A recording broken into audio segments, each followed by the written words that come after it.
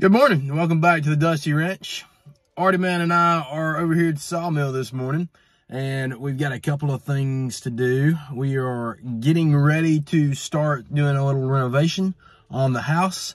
All of this hemlock that I've been sawing is fixing to be turned into siding. But I've also got to load up my high school Spanish teacher with some boards that I just sawed for him. Hable poquito español, señor. No muy bien. Lo siento.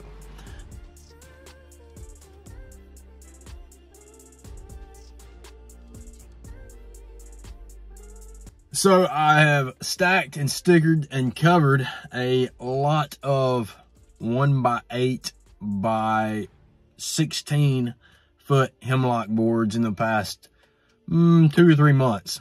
So I'm going to start loading those on the trailer that I have hooked up here. I don't think, maybe you can see the little bit right here.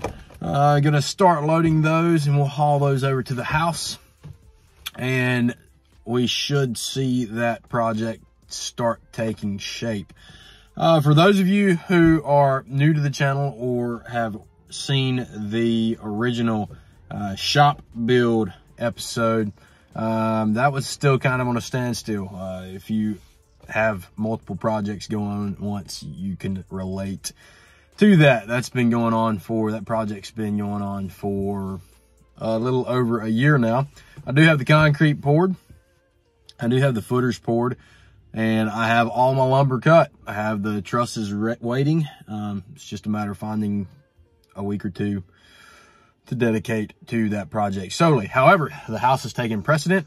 My house was built in the late 50s, and the 4 original rooms in the house have no exterior insulation.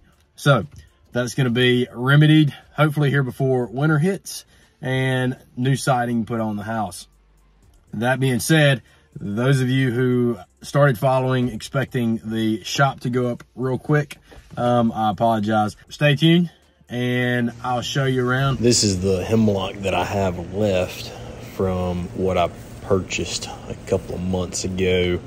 I still have a couple of 16 footers, but mostly 12s and 10s left to saw.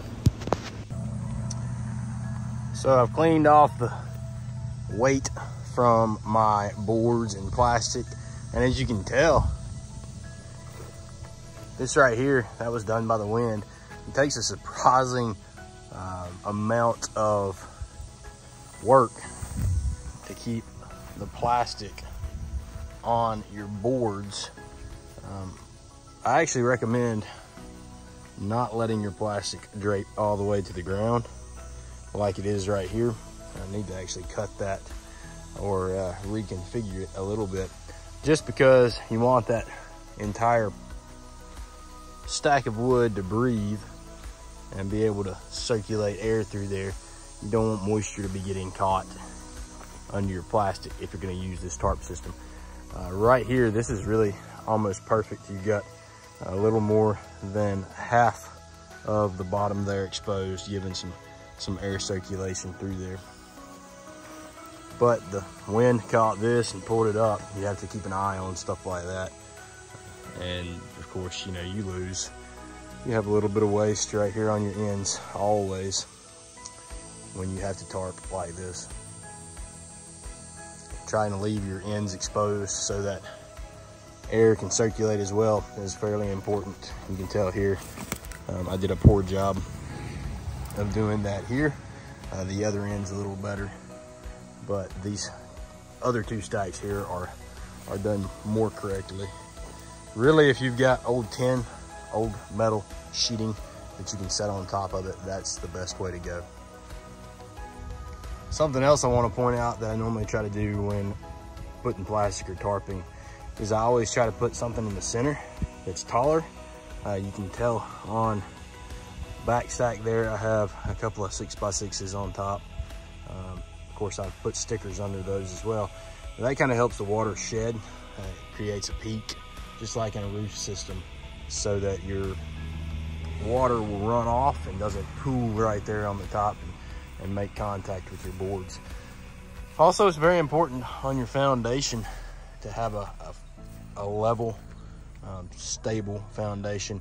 These, if they were going to sit here, if they're going to sit here for a lengthy period of time, I probably would have put another block in there, one there, and maybe even put 5, just to make it more sturdy.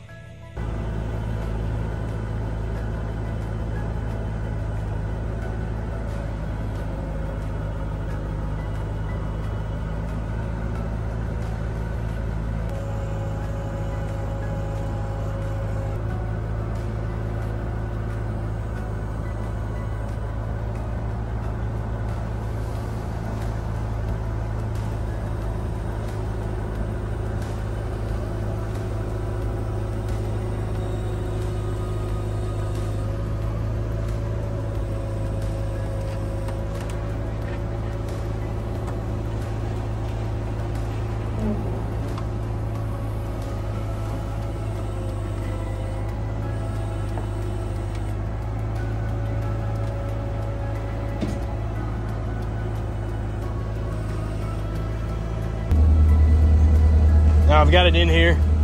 Ideally it would be a little more centered in the trailer, but I'll compensate by putting this in that direction a little bit. Make sure I put me some sticks under here. And the most important thing, mainly because I just found out my pump for my dump trailer is going out, is put something under this end so that I can get my forks under, or a strap under, and pull it out when I get it to the house. Slide her on up a little bit.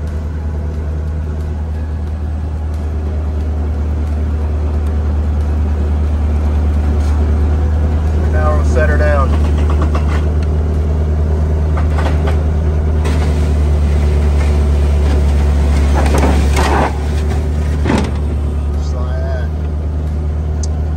Leveling up with the top of my trailer that I can actually set them in there with the forks.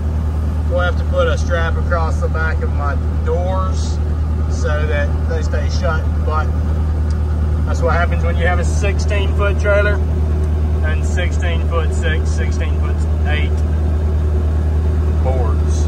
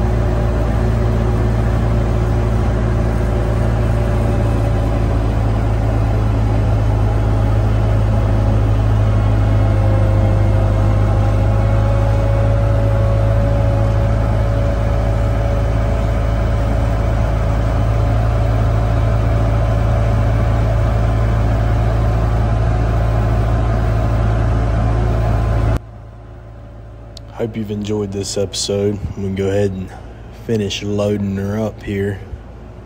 And like always, until we see you next time, keep it dusty. Let's go.